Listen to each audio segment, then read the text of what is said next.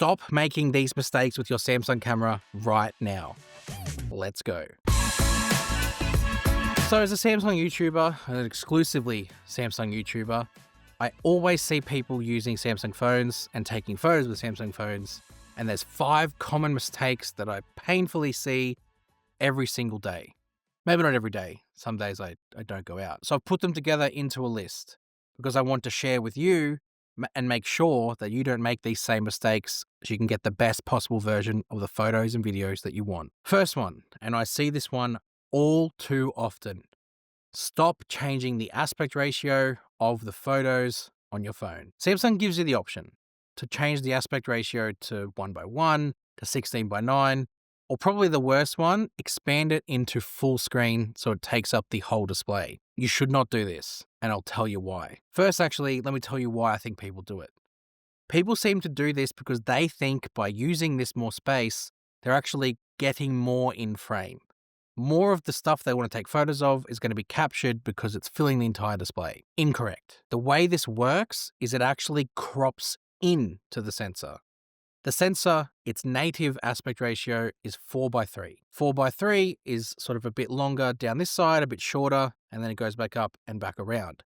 If you crop in to the full aspect ratio of the display, what you're doing is you're actually cropping in this way and limiting what can be captured outside of it. What you're better off doing is capturing the photo at 4:3, and then if you want to make that ratio change, you go in and do it later. Or shoot in high resolution and then crop it in afterwards as well because you preserve more detail that way. But just leave it as a 4:3 aspect ratio.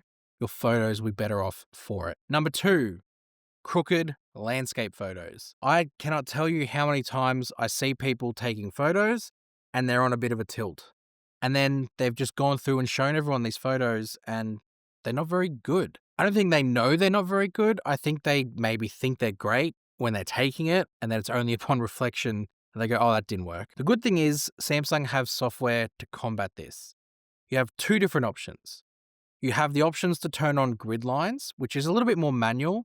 You go into the settings of the camera, turn on grid lines, and there's also a little leveler feature as part of it that works in other camera modes that aren't photo mode.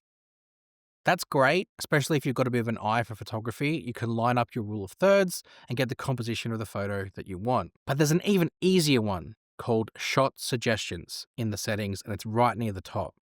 With this turned on, Samsung Smarts and AI will actually work to balance the photo for you. So rather than you having to figure out the horizon line and decide where everything should be placed, it will analyze the scene, put a little sort of cross in the middle of the screen, and then you line that up. That's your composition. Keeps it level, keeps it straight, because it even shows you what the horizon line will look like and should be. And this works in other camera modes like video and single take and portrait mode. So you're not just limited to using it in photos, you've got the option of using it in other modes as well with a certain version of it. This will help stop that mistake of taking a bunch of photos and then they're all crooked. This will save that. So there's actually one more sort of tool that Samsung have got in here to help with crooked or tilted photos. And it's actually after you've taken them. So if you find you've taken a crooked or tilted photo in the past and you want to fix it, there's 2 ways you can fix it. First way is in the edit tool. You can go in and there's a sort of a way to sort of correct the angle. And if you hit auto, it will automatically adjust it to be straight and you hit save.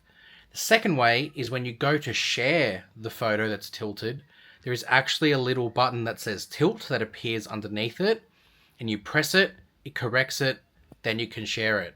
Just thought it'd be worth adding that in before I finish the edit. Number 3, pinching to zoom. I cannot tell you how much everyone, I guess, still defaults back to this pinch to zoom mechanic. It's the oldest way of zooming. Pinching to zoom, basically, you don't have control over what level you're zooming at. People just pinch, and then there's stop, and then they take a photo.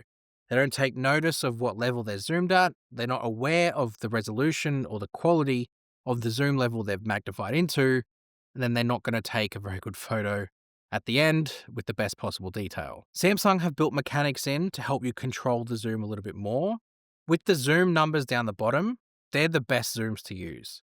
On the Ultra, for example, you have 0.6, 1, 2, 3, 5, 10, and then it gives you 30 and 100 when you need to zoom in a little bit more. They're the numbers they provide you. When it comes to zooming in between like 3 and 5, people just zoom to like 4, not realizing that 3 times camera is the weakest, and especially at 4 times, it's not going to be great. So use the zooms in between 3 and 5, and you'll be better off for it. But also you can sort of use the slider. So rather than just pinching with one hand, you can use the slider and have more control with the other hand, as opposed to doing this. So that's number 3. Stop doing pinch to zoom. Number 4 is don't use the flash at night, or sparingly use it. The flash will just illuminate and flood the space with light, potentially creating like an artificial looking photo, especially if it's sort of like a 7 to 8 p.m. photo that you're taking. It might be too bright. It might be too overexposed. It's not going to be the nicest version of the photo you can take. The night mode on Samsung phones now does a great job at post-processing and stacking images together. So rather than using the flash, switch to night mode, especially if it's a static scene.